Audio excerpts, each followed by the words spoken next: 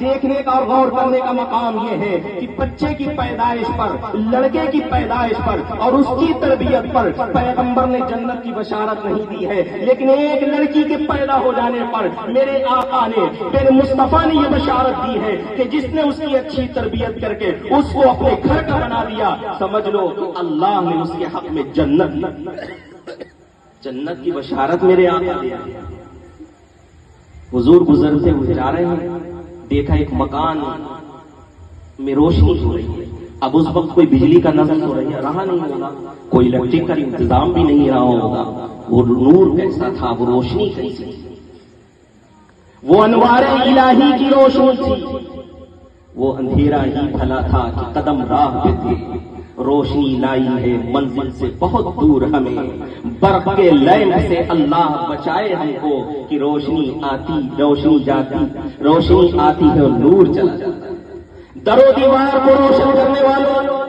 گلیوں کو سجانے والوں، سب سے پہلے قرآن کی روشنی سے پہلے اپنے دل کو تو روشن کر لو، پہلے اب تعلیم سے اپنے گھروں کو تو روشن کر لو۔ ہم باہر کی روشنیاں تو دیکھ رہے ہیں، لیکن ان علماء کرام نے اتنی خوبصورت تقاریر قرآن کریم کے حوالے سے جو آپ کے درمیان کی ہے، میں یہ آپ کو پیغام دینا چاہتا ہوں، ان علماء کرام کی تقاریر کے حوالے سے، قرآن عظیم کے حوالے سے جو اتنی مدلل گفتگو آپ کے سامنے کی گئی ہے، کم از کم آپ یہ وعدہ کر کے اٹھو، یہ عہد کر کے اٹھو کہ ہم اپنی زندگیوں کو قرآن کے روشنی سے منور کریں گے، ہم اپنی زندگیوں میں قرآن کا نور اتاریں گے، اپنی زندگیوں کے اندر نور بخشیں گے۔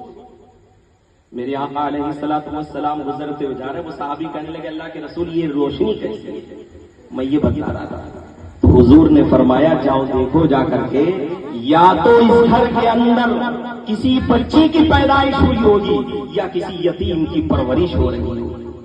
میرے آقا علیہ السلام یہ فرما رہے ہیں کہ جس گھر کے اندر بچی پیدا ہوتی ہے وہ گھر منور کر دیا جاتا ہے، اس گھر میں عظمتیں نازل ہوتی ہیں، اس گھر میں اللہ کی طرف سے برکتیں اترتی ہیں، اس گھر میں اللہ کی طرف سے رحمتیں اترتی ہیں۔ اسی لیے میرے آقا نے فرمایا کہ جب تم باہر سے آؤ، کوئی تحفہ لے کر کے آؤ، کسی چیز کو لے کر کے آؤ، تو پہلے بچی کو دو، بعد میں بچے کو دو۔ یہ مقام تمہیں کس نے عطا فرمایا؟ اسلام کی شہزادیوں، یہ مرتبہ تمہیں کس نے عطا فرمایا؟ ارے اسلام تو تمہیں ملکہ کے روپ میں دیکھنا چاہتا ہے، اسلام تو یہ کہتا ہے کہ اگر کوئی بچی تیری بیٹی ہے تو وہ سمجھ لے کہ تیری عزت ہے۔ اسلام یہ ہمیں حکم دیتا ہے کہ اے مسلمانوں، بیٹی ہے تب بھی تمہاری عزت ہے، بہن ہے تب بھی تمہاری آبرو ہے، ماں ہے تو الجنت تحت اقدام الامہات، سمجھ لو کہ جنت ماؤں کے پیروں کے نیچے ہے، اور عورت اگر تیری بیوی ہے تو سمجھ لے کہ اس کا خرچہ تیرے ذمے واجب ہے۔ یہ اسلام کی مثالی تعلیمات ہمارے اور آپ کے سامنے،